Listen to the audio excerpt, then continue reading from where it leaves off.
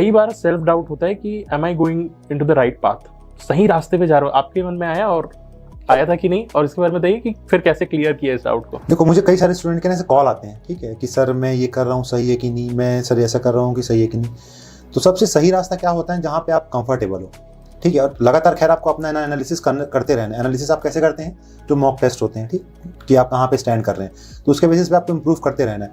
But सही रास्ते पे हो कि नहीं, इसका ना एक कंफर्टेबिलिटी भी होनी चाहिए आपके अंदर, कि आप इस चीज़ को करने में कंफर्टेबल हो कि नहीं, ठीक है। और अगर ये दोनों चीज़ें आपस में अगर सेम बैठ रही हैं, ठीक है, दोनों चीज़ें एक दूसरे को सप्लीमेंट कर रही हैं, तो फिर आपको पता होना चाहिए कि आप सही रास्ते में।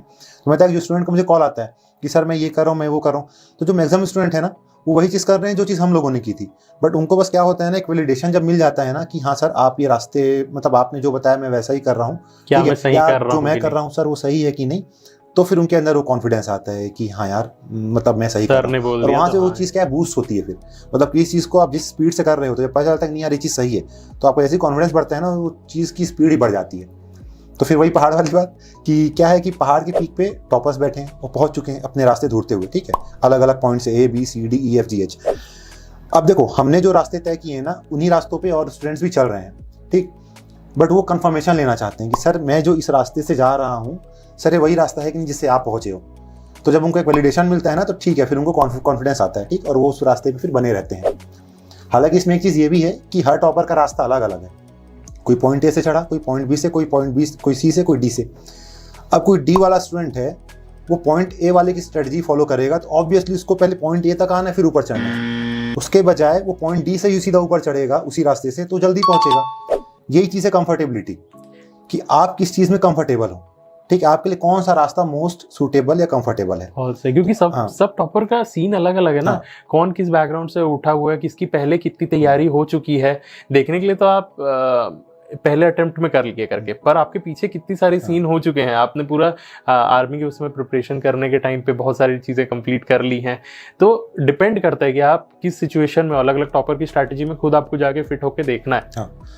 मतलब सबकी स्ट्रेटजी एकदम सब में फिट नहीं होना।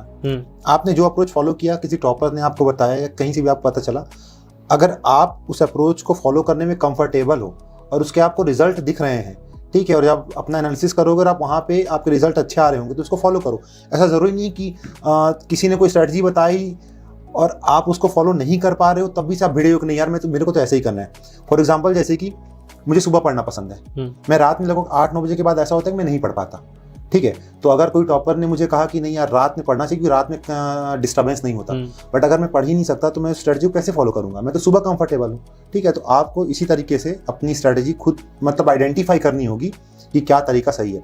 और हो सकता है उनमें से कोई ऐसा स्टूडेंट भी हो जो अपने लिए नया रास्ता बना रहा हो, ठीक है, उसकी एकदम अलग अप्रोच हो, तो ये नहीं कि वो गलत है, वो सबसे अलग कर रहा है, तो हो सकता है वो भी किसी दिन पहुंच जाए टॉप पे। तो ये रास्ता सही है कि नहीं, आपको थोड़ा खुद में आइडेंटिफाई करना आना चाहिए कि मैं जो कर रहा हूँ एनालिसिस के थ्रू, कि मैं जो कर रहा हूँ सही है कि नहीं, कंफर्टेबल हूँ कि नहीं।